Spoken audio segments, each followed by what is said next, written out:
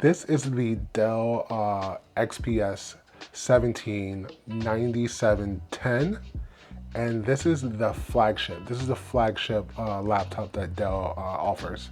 This is the 2021 version of this laptop.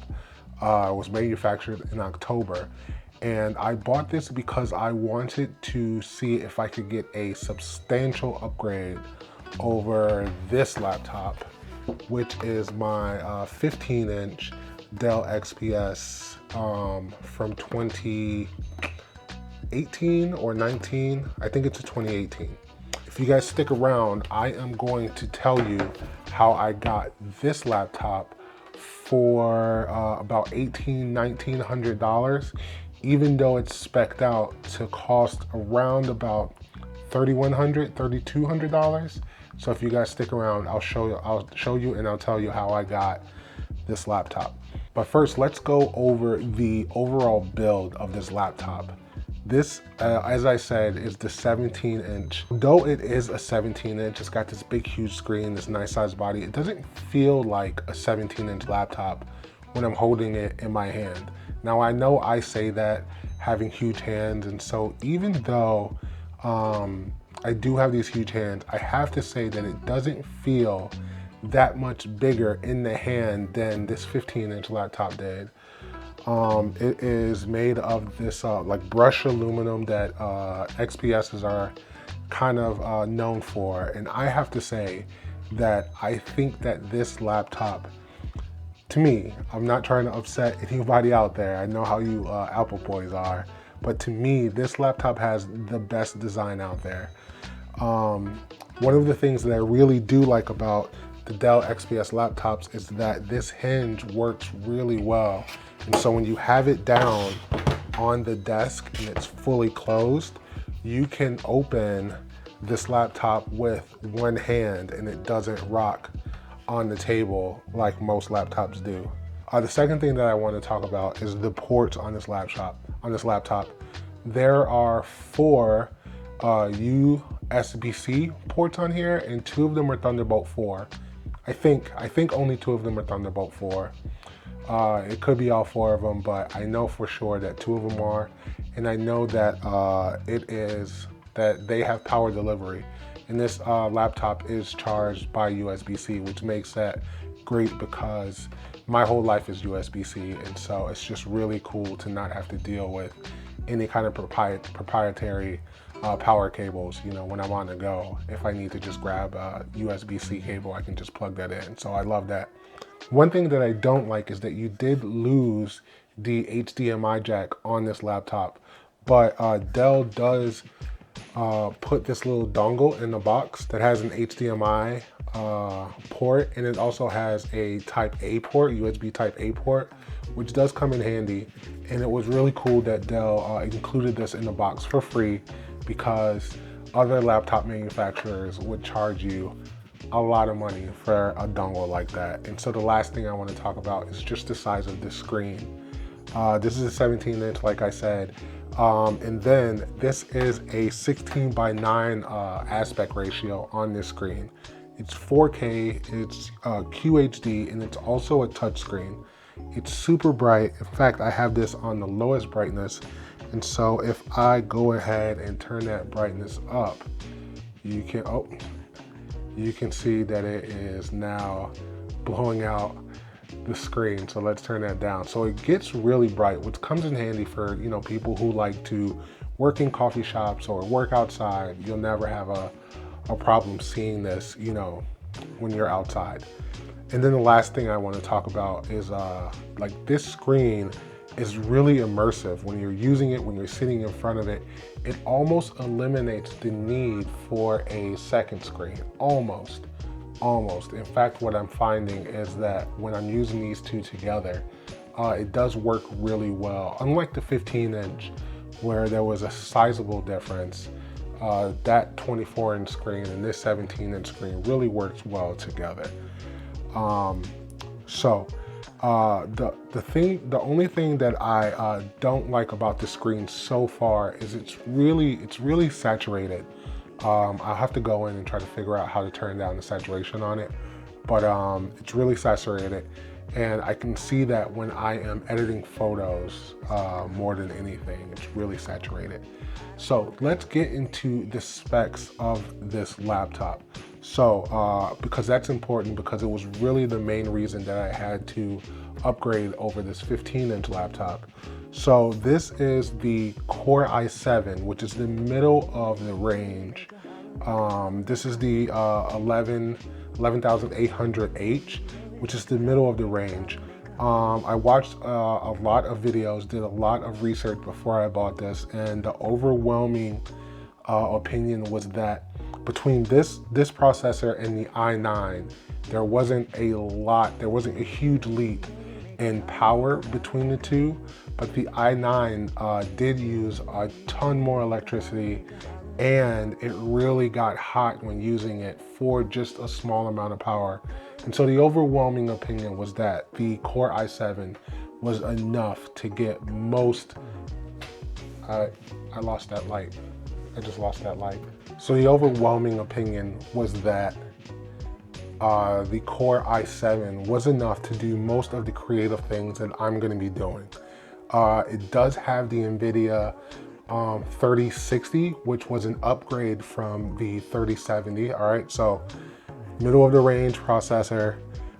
It's got the huge, powerful graphics card in the 3060, and then it has 32 gigabytes of upgradable memory. So I think that I will at some point upgrade the memory to 64 gigs, but just purchased 32 gigabytes of memory for this. And then it has 1 terabyte of storage. So if you put all of that together, if you were to buy a laptop from this year, just with these specs, the 2022 that I think it's gonna come out really soon, according to the website, it would cost you around about $3,500 spec'd out to this. But let's use last year's prices. So last year's prices for this laptop, I think that comes about around to between $2,900 and $3,100.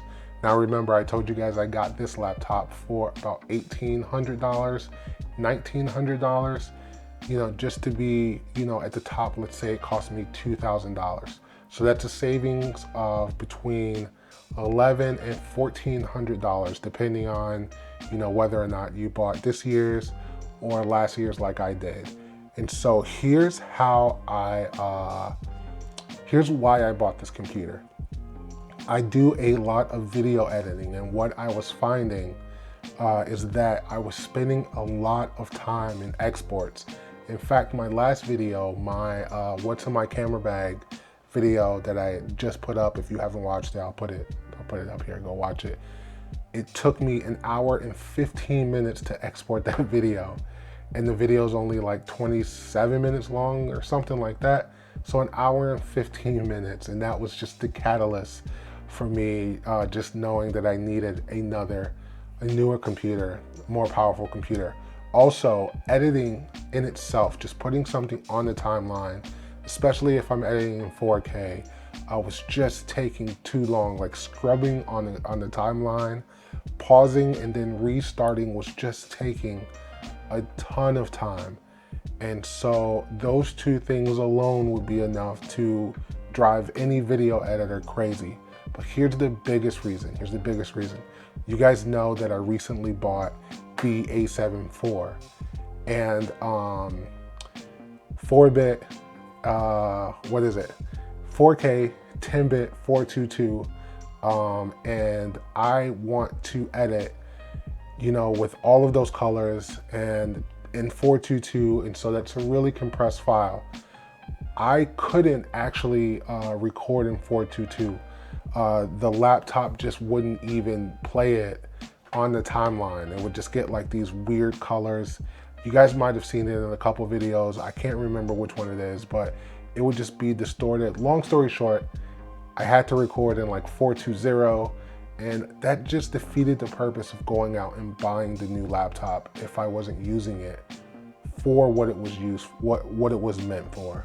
So that's why I know I needed the extra the more powerful graphics card, and so this is why I went out and bought the new computer.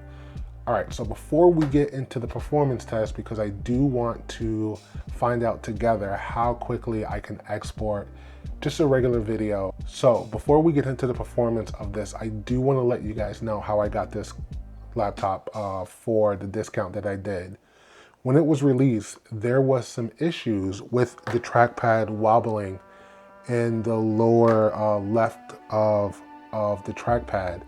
It was loose and it was wobbling, and people were upset because when you buy a flagship laptop, you assume that that kind of, you know, quality assurance things wouldn't be an issue. You know, for this laptop, like I said, it's $3,100. And so what people did was they bought these from Dell, but then they immediately sent them back, and Dell, you know, sent them ones that didn't have that trackpad issue. Now, I don't want to say that it wasn't a big issue. It was a huge issue for this really expensive laptop, but I never use trackpads anyway. I always have a mouse with me. I always have a trackball mouse. So the trackpad wasn't an issue with me, but for the amount that this costs, I understand. And so people were shipping them back. And then I don't know if Dell just sold all of those spec'd out laptops to Amazon for a price or whatever, but when I went looking for this new laptop, Amazon has a ton of different spec'd out laptops that they're selling for a huge discount. So I bought this refurbished, and there doesn't seem to be any issue with the trackpad. Everything works great. I told you guys that this was a touchscreen, so there it is. Touchscreen it is. It works great. Everything has been working great with this laptop, and I just don't know that going out and buying this laptop brand new is the best move, especially when you can get it for $1,000 off, $1,200 off, you know what I mean? So it seemed like a no-brainer to me. This is Chinatown here in Chicago. It's one of my favorite places. Anyway, so what I'm gonna do is I am going to throw this first part of this video up on the screen. We'll come back, we'll do some performance tests together, and then we'll export it, and we'll see how long it takes for that first half of this video to export. We'll find that out together. With the magic of video, you guys won't even miss me. All right, so we're here on the performance portion of this video, and I have it opened up in DaVinci Resolve, and I have added some music to it. If we go ahead and we play it, you can see the important thing is that up here, you can see that it's not dropping any frames. I recorded this in 24 frames per second, the correct frame per second. For anyone out there, if you're shooting 30p, stop it right now. You can see that it's not dropping any frames. Even when I pause and play again, goes right back up to it. Even if I wanted to pause and skip ahead, it starts right back up. And so that's great, because my old computer dropped frames all the time and it made editing really hard. You can hear the fans kind of coming on right now, but that's okay. And then the computer is not running very hot.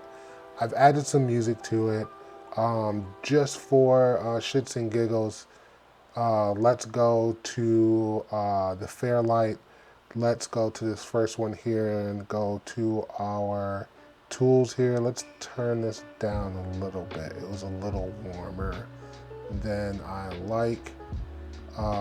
So that looks good. We can go back in. We can also turn the saturation down just a little bit to get it back to where I like it.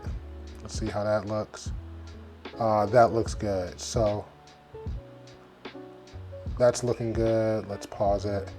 Let's go back to the Fairlight. Let's make sure that we get these other ones looking the same. So we're gonna grab a still here. We're gonna go up here. Let's close this clip. Oh, where'd it go? Oh, gotta open up the gallery here. There it is. Let's get these clips back up there. Let's go to the second one. We're gonna apply this to this one. We're also going to apply this to this one. And guys, that's usually what I do when I'm messing around with color. I'm not the best colorist. It's one of the reasons I bought the A7 IV. I really want to get into being a better color grader. All right, so we got that. And that's really all that I want to do here. So I'm going to name this, did I say this, guys? The reason that I didn't talk about this keyboard is because, number one, I'm not the best typist. So I'm not someone who really should be talking about keystrokes and travel and how they feel and stuff like that. That's not really my bag. And also I use like a portable keyboard that I like a whole lot more than any other keyboard that I've ever used. So that's why I'm not really talking about this keyboard, but it's a nice keyboard for what it's worth. I don't know. The trackpad is huge, by the way. So if you saw me having some issues with like double clicks, it's just one, because I'm not used to using a trackpad, and two, it's huge. It's a huge trackpad.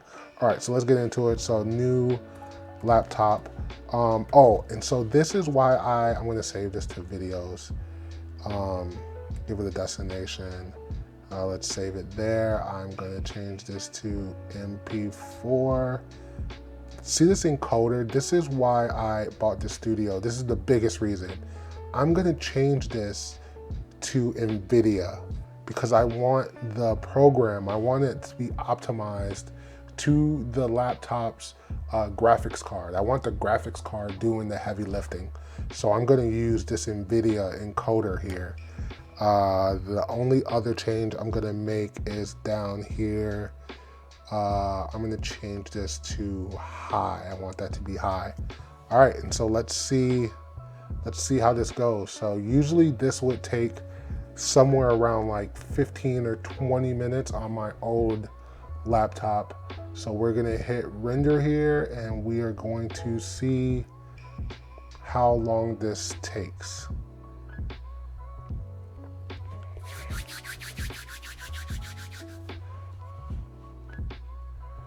And I'm not going to cut the video because I do want this to happen in real time. So let's talk about some other things that I do really like about this computer. It does have Windows Hello. So when you open up the laptop, it looks for your face, goes right into it when you open the laptop. So that's really cool. Another thing that I really like about this laptop is just the 16:10 aspect ratio of the screen. When you are watching content, whether it's YouTube videos or whether it is, you know, the Batman on HBO Max, the screen is just really so like immersive. It's the only way that I can really describe it. Like, the only other thing that I have to kind of compare it to is like cell phone screens. Those screens, when you look at them, it's hard for you to look away, and it's the same kind of thing on this laptop. It's so immersive that when you're looking at it, it's hard to kind of look away from it. So it's really great in that sense that it's just when you're looking at it, you want to be looking at it. So I don't know what more to say about that. I'll tell you one thing I don't like about this. I don't like the new power button. It just seems like plasticky and flimsy, and I guess there's like a fingerprint reader in there. It was really hard for me to get my fingerprint registered. It's square, which I think is another reason why it was really hard to register my fingerprint. So I don't like that about this computer. And then the only other thing that I don't like about this computer, and I know I mentioned the dongle, but I wish that it just had the HDMI port still built into the computer, just because it's one more thing that you have to carry. It's one more thing that you have to remind yourself to grab. And so that's another thing that I don't like about it. What else did I like about it? That's it. Another thing that I love about it, I love this kind of like carbon fiber kind of feel that they have here on this body. I don't really know how else to describe it. Guys, we are down to the last 4 seconds of this export, and the grand total that it took to export this video was 2 minutes and 48 seconds.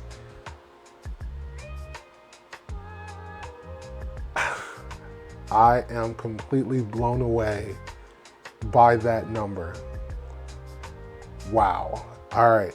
So you guys saw it. Remember I told you that exports were, wow, exports were taking a really long time.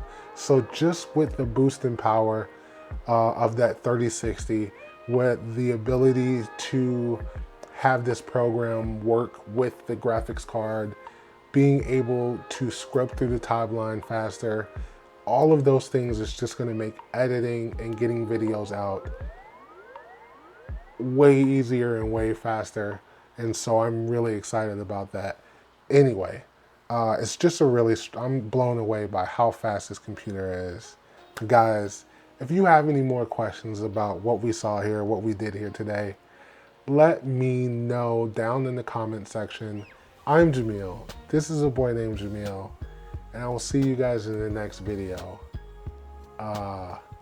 Peace.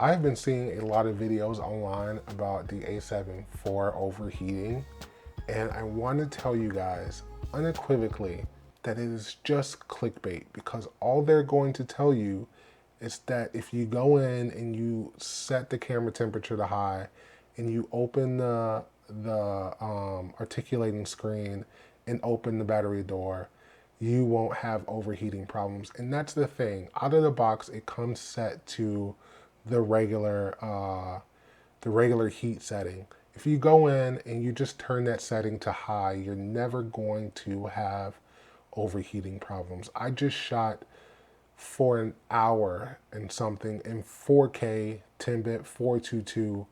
I'm using a dummy battery. I am really just going to town on this right now, and I've had no overheating problems. Don't get sucked in by clickbait. There's no overheating problems. Just turn it to high. Just open up your screen. Just open your battery door. If you're going to be shooting long talking head videos like this, and you'll be fine. If you stayed this far, give me a thumbs up, and I will see you guys later.